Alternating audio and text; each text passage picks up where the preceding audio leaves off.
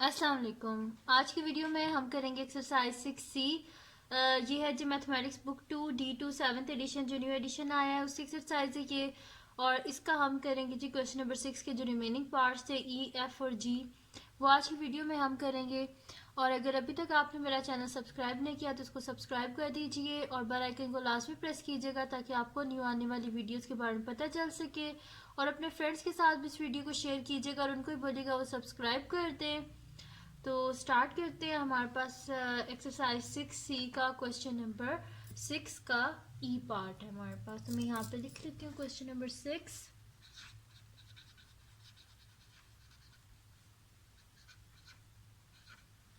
Question number 6 का ई part है जी हमारे पास कि 6/f minus 10/3f is equals to 2। ठीक है जी, ये है हमारे पास। अब इसमें हमने करना क्या है कि इसके नाम बहुत, या तो आप इसका डिनोमिनेटर हम क्या कर देते हैं, ख़त्म कर देते हैं, क्योंकि डिनोमिनेटर हम ख़त्म करेंगे तो इजीली फिर हम क्या कर लेंगे, f की वैल्यू को फाइंड आउट कर लेंगे। तो पहले सोल्यूशन स्टार्ट करते हैं, फिर मैं आपको बताती हूँ कि हम कैसे डिनोमिनेटर को ख़त्म करेंगे। तो सोल्यूशन स्टार्ट करते हैं जी। हमारे पास है 6/f minus 10/3f is equals to 2। जिस इक्वेशन में एक दफ़ा ही इक्वल्स टू का साइन होता है, इस वजह से स्टार्टिंग में हो ना, बल्कि स्टार्टिंग में तब लगाते हैं कि अगर मिडल में ना हो। तो यहाँ पे मिडल में, जैसे मैं स्टार्टिंग में इक्वल्स टू का साइन नहीं लगा रही। अच्छा, अब हमने क्या करना है, डिनोमिनेटर को ख़त्म करना है। तो डिनोमिनेटर में क्या है हमारे पास, यहाँ पे 3f और यहाँ पे f है। तो हम क्या करते हैं, बोथ साइड को मल्टीप्लाई कर देते हैं 3f से। यहाँ पे मैं लिख भी देती हूँ, multiply both sides by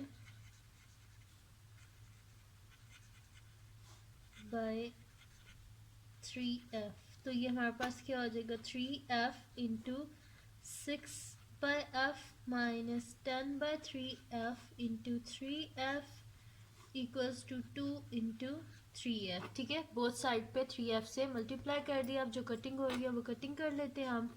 f और f आपस में कट के, 3f और 3f आपस में कट के, और यहाँ पे हमारे पास क्या आ जाएगा, 3 6 18 माइनस यहाँ पे क्या आ जाएगा 10 is equals to 3 2 6f। 18 minus 10 8 is equals to 6f। हमें किसका आंसर चाहिए, f का। बोथ साइड पे 6 से डिवाइड कर देते हैं तो 6 और 6 आपस में कैंसिल आउट। तो हमारे पास क्या आ जाएगा, f इज इक्वल्स टू 8/6। अब ये दोनों किसके टेबल में आते हैं, 2 के टेबल में। तो न्यूमरेटर को भी 2 से डिवाइड कर देते हैं, डिनोमिनेटर को भी 2 से डिवाइड कर देते हैं। ठीक है, हमारे पास आ जाएगा f is equals to 2 4 8 and 2 3 6। अब ये क्या है, हमारे पास इम्प्रॉपर फ्रैक्शन है क्योंकि इसके न्यूमरेटर डिनोमिनेटर से बड़ा है। तो हम क्या करेंगे, इसको डिवाइड कर लेंगे। तो 3 1 3, रिमाइंडर क्या बचा 1। दिस इम्प्लाइज f का आंसर क्या है हमारे पास, f इज इक्वल्स टू 1/3। ठीक है जी, तो ये आ गया हमारे पास इसका आंसर f का। ये हमने लिख लिया, ऐसे लिखते हैं।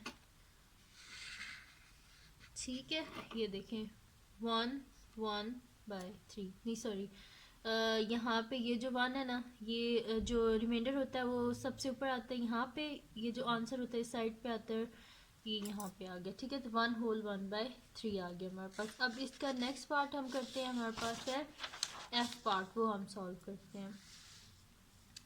तो f पार्ट है जी हमारे पास कि 5/6h plus 6/7h minus 9/14h is equals to 4।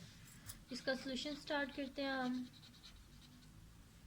ये हमारे पास है जी 5/6h plus 6/7h minus 9/14h is equals to 4। अब देखिए, डिनोमिनेटर में हमारे पास क्या है, 6 है, 7 है, 14 है। तो हम क्या कर लेते हैं, इसका एलसीएम ले लेते हैं ताकि हमें पता चल जाए कि किस नंबर से हम बोथ साइड पे मल्टीप्लाई करेंगे तो डिनोमिनेटर ख़त्म हो जाएगा। तो यहाँ पे हमारे पास है जी 6 7 14। मैं इनका एलसीएम ले रही हूँ, 2 3 6 7 एज इट इज़, 2 7 14। अब 3 से कर लेते हैं, 3 1 3 7 एज इट इज़, अब 7 से कर लेते हैं, 1 एज इट इज़, 7 1 ज़ा 7, 7 1 ज़ा 7। तो एलसीएम यानी कि हमारे पास क्या आया है, 2 3 ज़ा 6, 6 7 ज़ा 42। ठीक है, तो यानी कि हमारे पास क्या एलसीएम आया, 42 आया है। यानी कि बोथ साइड पे हम किससे मल्टीप्लाई कर देते हैं, 42 एच से, क्योंकि तीनों के नीचे जो है ना डिनोमिनेटर में यहाँ पे हमारे पास एच है। तो मैं इसको मल्टीप्लाई कर देती हूँ, 42h multiply by 5/6h plus 42h multiply by 6/7h minus 42h multiply by 9/14h is equals to 4 multiply by, यहाँ पे मैंने 2 नहीं लिखा, ये 42 है। ठीक है, 42h और 4 मल्टीप्लाई बाय 42h। ठीक है जी। तो यहाँ पे फिर अब हम देख लेते हैं जो कटिंग हो रही है वो कटिंग हम कर देते हैं।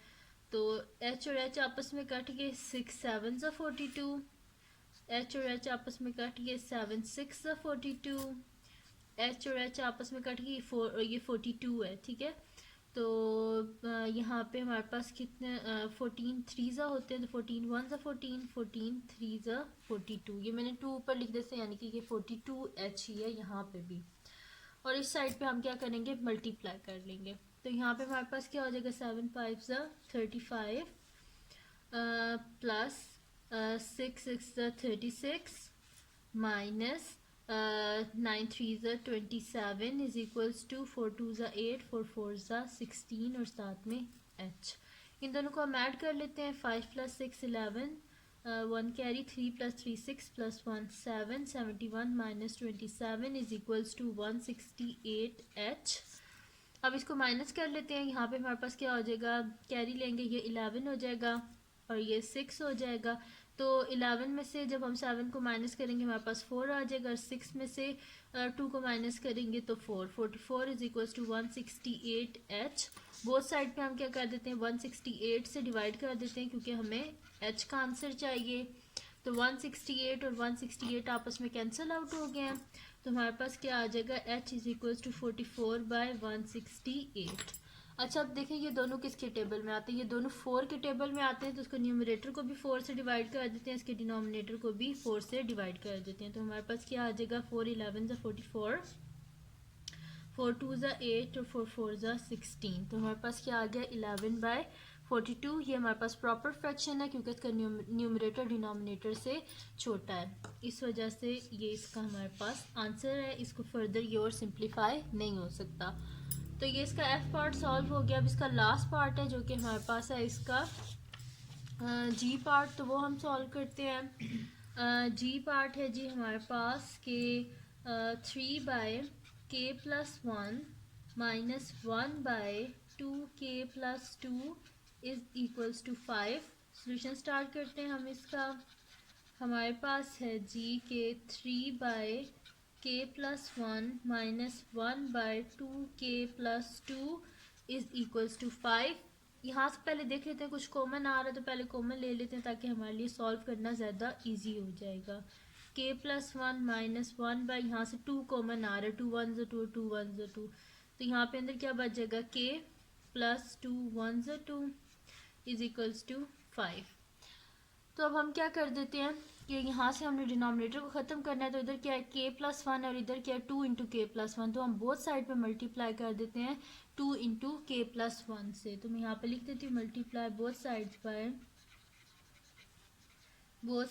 Bye 2 into k+1।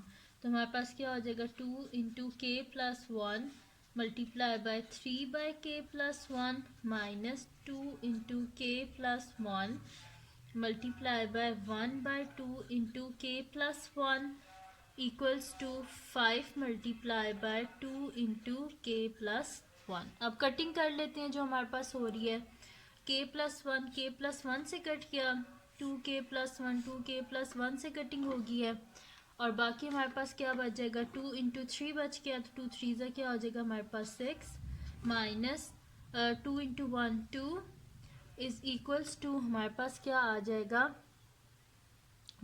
यहाँ पे ये हमारे पास क्या था जी, अच्छा यहाँ पे मैंने 1 जो है ना ये कट गया सारा, और यहाँ पे ये 2 और 2 भी कट गए थे, खाली 1 बचता है, यहाँ पे 2 नहीं बचता, तो मैं यहाँ पे लिख देती हूँ 1। अच्छा, क्योंकि ये 2 भी कट गया था और k+1 भी, तो पीछे क्या बचता था हमारे पास 1, तो -1 है ये, ठीक है।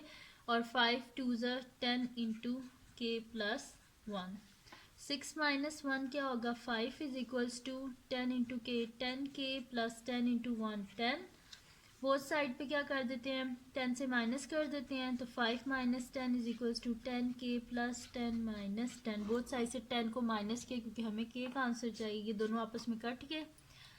5 - 10 - 5 इज इक्वल्स टू 10k। अब हमें क्या चाहिए, k का आंसर चाहिए, तो हम बोथ साइड से क्या कर देंगे, 10 से डिवाइड कर देंगे, तो हमारे पास क्या हो जाएगा, 10 और 10 आपस में कैंसिल आउट हो गए, और 5 1 5 5 2 10, तो हमारे पास k का आंसर क्या आ जाएगा, k इज इक्वल्स टू -1/2 है। ये आ गया हमारे पास इसका आंसर, ठीक है जी, ये आ गया हमारे पास इसका आंसर। तो ये थी जी आज की वीडियो, जिसमें मैंने आपको करवाया एक्सरसाइज 6C का क्वेश्चन नंबर E, F और G मैंने आपको करवाया है। तो अगर ये वीडियो आपको पसंद आई हो तो इसको लाइक कीजिएगा, मेरे चैनल को सब्सक्राइब कीजिएगा और बेल आइकन को लाजमी प्रेस कर दीजिएगा, ताकि आपको न्यू आने वाली वीडियोस के बारे में पता चल सके। और अपने फ्रेंड्स के साथ भी इस वीडियो को शेयर कीजिएगा और उनको भी बोलिएगा वो सब्सक्राइब कर दें, और दुआओं में याद रखिएगा। अल्लाह हाफिज़।